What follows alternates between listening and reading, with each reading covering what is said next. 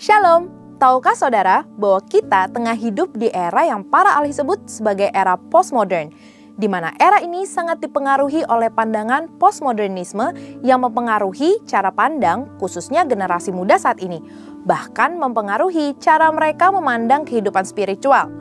Dari berbagai sumber yang menjelaskan tentang postmodernisme, dapat disimpulkan bahwa postmodernisme adalah cara pandang dan juga gaya hidup yang menentang atau selalu mempertanyakan segala sesuatu yang dulu tidak pernah dipertanyakan, yaitu dari hal ilmu pengetahuan, suatu kebenaran, dan bahkan penentuan otoritas.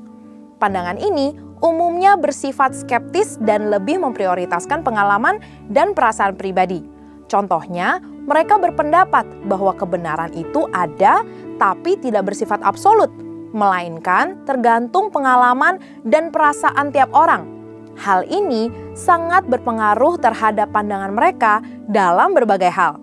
Dalam kekristenan sendiri, pandangan postmodernisme biasanya juga mempertanyakan hal-hal seperti bukti Tuhan ada atau tidak, apakah Alkitab adalah sumber yang valid atau tidak, pertanyaan mengenai kalau Tuhan itu baik, kenapa ada kejahatan, atau apakah suatu dosa masih relevan ketika banyak orang melakukannya dan akhirnya dianggap normal. Sebetulnya, dalam Kisah Para Rasul 17 ayat 16-34, Rasul Paulus juga pernah menghadapi situasi serupa saat berada di Athena, Yunani, di mana ada banyak sekali patung-patung berhala yang menandakan adanya banyak cara pandang, filosofi, budaya, dan ilah-ilah. Tidak heran jika Paulus dan rekan-rekannya ditertawakan dan dianggap membual saat membagikan Injil dan berita tentang Kristus. Namun, di balik itu ada rasa penasaran dan kehausan untuk tahu lebih lanjut dari apa yang diajarkan Paulus, sehingga Paulus mendapatkan kesempatan emas, yaitu diundang untuk berbicara di sidang Areopagus, tempat di mana siapapun bebas untuk berbicara dan berpendapat.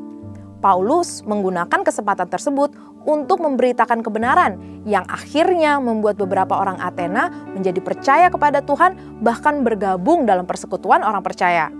Sebagai orang percaya, apa saja yang dapat kita pelajari dan lakukan dari pengalaman Paulus di era postmodern ini? Yang pertama, pentingnya memiliki kepekaan akan kondisi kerohanian yang terjadi di era ini. Dipenuhi Roh Kudus membuat Paulus menjadi selalu peka dan tidak tinggal diam saat melihat jiwa-jiwa disesatkan oleh ilah-ilah dan pandangan yang tidak benar.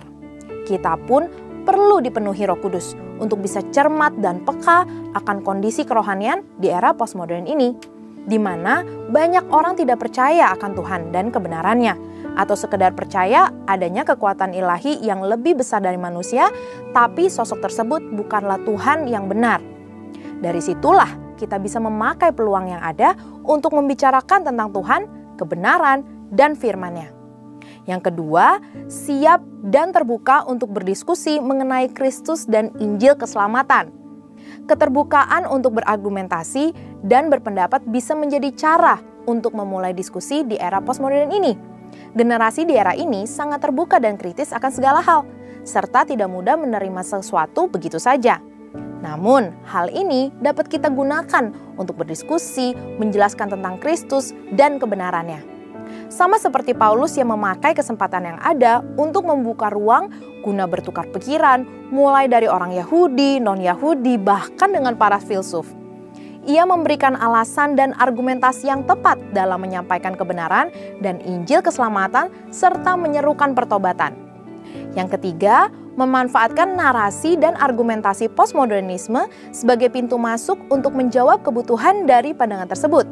Perlu disadari bahwa di balik argumentasi dan narasi postmodernisme terdapat suatu kebutuhan dan kehausan untuk mendapatkan jawaban yang kuat dan benar.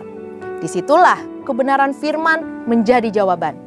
Paulus mengerti akan hal ini, sehingga ia menggunakan situasi yang ada untuk menjawab kehausan warga Athena. Begitupun di era postmodern, saat anggapan akan berbagai pandangan dan ilah-ilah adalah sama, justru hal itu membuka peluang untuk kita untuk menjelaskan mengapa Yesus Kristus yang kita sembah berbeda dari ilah manapun. Tantangan akan pandangan-pandangan postmodernisme ini janganlah dipandang sebagai sesuatu yang harus dihindari, tapi justru sebagai pintu untuk bisa berdiskusi terbuka, berbicara mengenai kebenaran dan keselamatan dengan tetap saling menghormati satu sama lain. 1 Petrus 3 ayat 14 berkata, "Jangan takut dan gentar untuk membagikan kebenaran, sebab dipenuhi Roh Kudus memberikan kita keberanian dan hikmat untuk berkata-kata dengan tepat, sehingga siap menjelaskan iman kita dengan lemah lembut, hormat, dan penuh kasih Allah."